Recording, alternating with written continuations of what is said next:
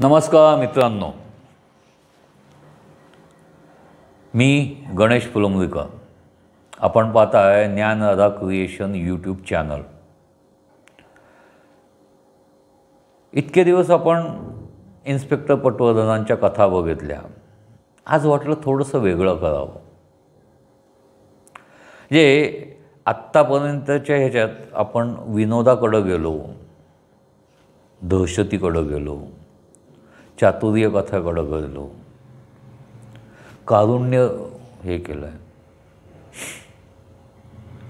आज थोडंसं विस्मय बघावा असे वाटतं. ओके, या कथेचं नाव आहे कडी.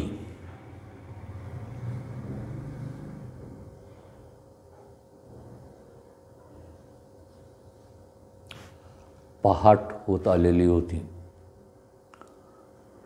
त्या रस्त्यावरनं एकमेव एस टी खदाडाक खदाडाक करत तो लाल डाबा येऊन आडगाव लिहिलेल्या पाटीपाशी थांबला. जसं गाडी ब्रेक दाबून उभी केली तसं ड्रायव्हरने मस्तपैकी आळस भरला. आत कंडक्टरनी झोपलेल्या शरदरावांना उठवलं. चला उठा, तुमचा स्टॉप आला.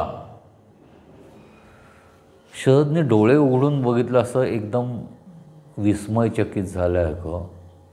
आणि मग हळूहळू त्याचे बल्ब पेटायला लागले. रात्री 1 वाजता आपण जिल्ह्याच्या गावावरनं ही एस टी पकडली आडगावला जाण्याकरता. 4-5 तास लागले म्हणले होते. तो त्याने असं बघितलं, कंडक्टर साहेब किती वाजले? म्हणलं 6 वाजत आले. ओके, आपण ओसाडगावला पोचलो का? तर हो महाशय, ही गाडी ओसाडगावला नाही जात, तुम्हाला आडगावला उतरवतो, इथून सरळ चालत जायचं, 4 कोसावर तुम्हाला ओसाडगाव लागेल. म्हणलं मग जायला काही सोय? सोय काय नाही, 1 to 1 to करत पायी चालत जायचं, दुसरं काय पर्याय नाही आहे. तिथं काय आहे? काय गाव 100-150 उंबरे असलेलं गाव.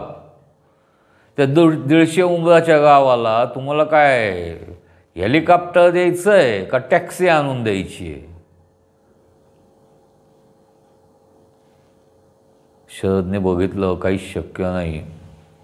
मस्त आळस झटकला, आपली वळकटी आणि ट्रंक घेऊन खालती उतरला. उतरायला पहिले थोडंसं बाटलीत पाणी राहिलेलं होतं, तेच तोंडावर मारलं, चूळ भरली, इकडं तिकडं बघायला लागला. आता कसं करायचं? ते कंडक्टरनी दाखवलेल्या रस्त्याने पायवाट दिसत होती. इथून आता स्ट्रेट चालत चालत 4 कोस जायचं. आता सूर्य थोडासा वर आलेला असल्यामुळं झुंजू मुंजू दिसायला लागलेलं होतं आणि आपण जाऊ शकतो. आता चालायचं आहे भरपूर असा मनाचा हिया करत त्यांनी ट्रंक डोक्यावर घेतली आणि वळकटी हातात घेऊन चालायला सुरुवात केली. बघू, जाता जाता एखादी बैलगाडी किंवा काही भेटलंच तेवढंच मदत होईल. तर तो विचार करत थोडासा चालला. तेवढ्यात त्याला मागणं घोड्यांच्या टापाचा आवाज आला. म्हणून त्याने वळून बघितलं, तर एक आलिशान बग्गी येत होती. चला थोडा वेळ तरी बग्गीत बसायला मिळेल, कारण आता चालूनही त्याला थोडासा कंटाळा आला होता. सूर्यही बऱ्यापैकी वर आलेला होता. म्हणून त्याने हात दाखवला. बग्गीवाल्याने बग्गी थांबवली. विचारलं, काय राव, कुठं जायचं आहे? जिल्ह्यातनं आलेला दिसतोय, कारण या एरियात पाहिला नाही कधी तुम्हाला. तर म्हणला, नाही, नवीनच आहे, मला वसडगावला जायचं आहे. सोडणार का? तर ने असं बघितलं. बघा साहेब, म्हटला, 1 रुपया होईल तुम्हाला तिथं सोडायचं तर. म्हणलं, बघा काय मजा आहे ना. म्हणला, जिल्ह्याच्या गावाकडनं आडगावला आलो तर 80 पैसे तिकीट होतं आणि ते होतं 90 किलोमीटर अंतर. आणि इथनं तुमच्या ओसाडगावला जायचं म्हणलं तर 4 कोसाचं अंतर, त्याच्याकरता तुम्हाला रुपया द्यायचा. तो बग्गीवाला हसला. म्हणला, साहेब कधी बी असं असतंच ना, रस्त्यावरच्या ठेल्यावर जर तुम्ही खाल्लं तर ते तुम्हाला स्वस्तात मिळतं, पण तेच तुम्ही हाटीला जाऊन बसून खायचं म्हणलं तर थोडं महाग पडणार का नाही? ते डबा आहे ना तो रोज 100 जणांना भरून खालीवर हिंडत असतो. ही बग्गी आहे, हां, ती गडीची आहे. ही कधीतरी बाहेर निघते आणि महत्त्वाच्या लोकांनाच पोचवण्याकरता ती ह्याच्यावर जाते. या बग्गीत बाय माणसाची सोया वेगळी आहे की ज्याच्यावर पडदा लावलेला असतो. अशा राजेशाही थाटात जायचं असेल तर ₹10 एखादा मोजायला तुम्हाला काय जड जातं? शरदने विचार केला की आता एवढं तर चालणं शक्य नाही आहे आणि थोड्या वेळाने ऊनही वाढायला लागेल. त्याच्यात आपण जर वेळेत पोचलो तर ठीक आहे, जाऊ दे रुपया, आता तोही सोडू. म्हणून तर म्हणला ठीक आहे बाबा, देणार तुम्हाला, चांगला ₹10 देणार, पण सोडाल तर खरं मला, वसाड गावात सोडाल ना.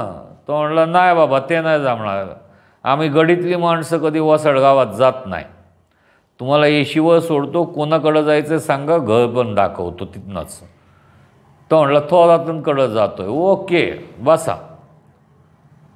जसा बसला शरद आत, तेव्हा त्याच्या लक्षात आलं, अरे बग्गीचा थाट वेगळा आहे, हवाई खेळतीये आणि हे जाता आता आपलं त्यांच्याशी गप्पा मारता होता. मग थोराताचं पाहुणं का काय, कमळी करता आलाय? नाही बा. मग नाही, वसाडगावचा पोस्टमास्टर आहे मी.